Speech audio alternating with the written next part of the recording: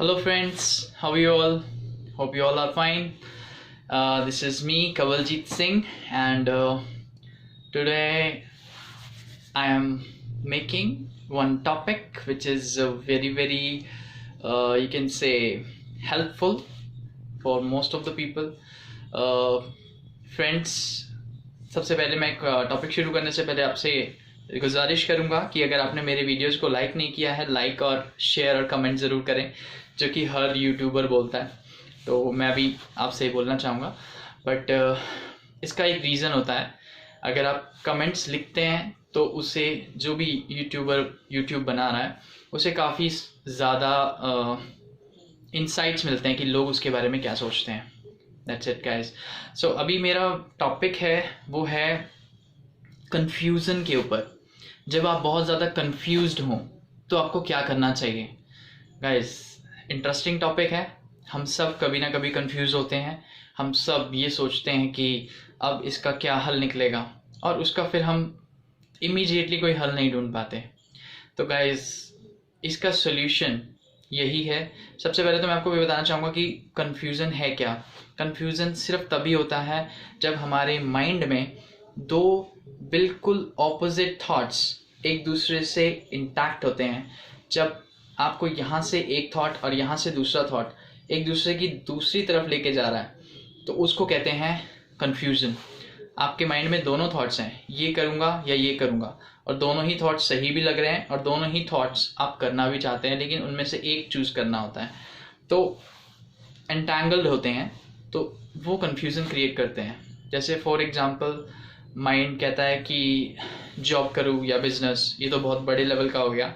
छोटे लेवल में जैसे अभी मेरे पास इतना टाइम है, इस टाइम में मुझे क्या करना चाहिए, इस टाइप का कन्फ्यूज़न। और इस टाइप के बहुत सारे कन्फ्यूजन्स कहीं डिसीजन मेकिंग में, मोस्टली डिसीजन मेकिंग में बहुत सारे कन्फ्यूजन्स होते हैं। तो गाइस, जब भी हम कंफ्यूजिंग स्टेट में होते हैं, हमारा माइंड जो है स्टॉप वर्किंग कर जाता है, ब्लैंक, कई बार ब्लैकआउट हो जाता है, कई बार हमें बहुत ज़्यादा डिप्रेशन फील होता है। कई लोगों का कन्फ्यूज़न बहुत छोटे समय के लिए होता है, जो कि बहुत ही जल्दी वाइप आउट हो जाता है। लेकिन कई लोग कंफ्यूजिंग स्टेट में अपना 1 साल, 2 साल, 3 साल, पता नहीं कितने ही साल बिता देते हैं। तो गाइज, कंफ्यूजन को बहुत छोटा भी नहीं समझना चाहिए। कंफ्यूजिंग स्टेट जो है एक दिन का या 2 दिन का है तो चलता है, लेकिन अगर कंफ्यूजिंग स्टेट आप बहुत लंबे समय से आ रहे हो और आपको अभी तक पता नहीं चला कि क्या करना है, तो गाइज एक सिंपल सा सोल्यूशन है। जो भी आप बेसिक्स कर रहे हो उसे फॉलो करो। जो आपको लगता है कि ये बेसिक है, बेसिक को फॉलो करना बहुत ज़रूरी है। कन्फ्यूज़न जब बहुत ज़्यादा बढ़ जाता है तब आपको कुछ ना कुछ चूज़ ज़रूर करना चाहिए। अगर आप कुछ भी चूज़ नहीं कर रहे हैं तो वो कन्फ्यूज़न और बढ़ता जाएगा। ये सबकी लाइफ में हुआ है, मेरी लाइफ में भी हुआ है। तो guys,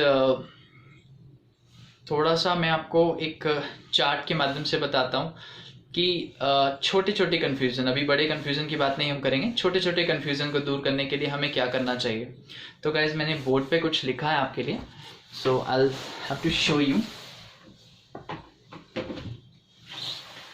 so guys, follow the basics. जब भी हम कंफ्यूज होते हैं तो हमें बेसिक्स को फॉलो करना है। तो बेसिक्स क्या हैं? जैसे कि हम रोज़मर्रा की ज़िंदगी में ये चीज़ें तो करते ही करते हैं। हम खाते हैं, हम सोते हैं, काम करते हैं और रिपीट करते हैं। ये चीज़ें तो हर रोज़ हम कर रहे हैं। चाहे कोई बंदा कुछ भी नहीं कर रहा तब भी ये तीनों चीज़ें तो कर रहा है। तो गाइस, इसके साथ में फॉलो द बेसिक्स, ये तो बेसिक्स हैं ही है। इसके साथ में कुछ ऐसी चीज़ें हम ऐड ऑन कर सकते हैं जो कि हमारे अंदर शायद शॉर्ट टर्म में नहीं बट लॉन्ग टर्म में काफ़ी ज़्यादा बेनिफिट हमें देता है। ये ऐड ऑन्स होते हैं राइट समथिंग और राइट अ लेटर। जैसे गाइज, बहुत सारी चीज़ें हैं, हमें कन्फ्यूज़न तब दूर होता है जब हम वो किसी को बता देते हैं या कोई अच्छा इंसान हमें हमारी बात सुनता है और हमें कुछ इंसाइट्स देता है। तो गाइज, व्हाई नॉट, अगर हमारे पास कोई भी नहीं है तो why not we write a letter and write down all the things which we are confused about.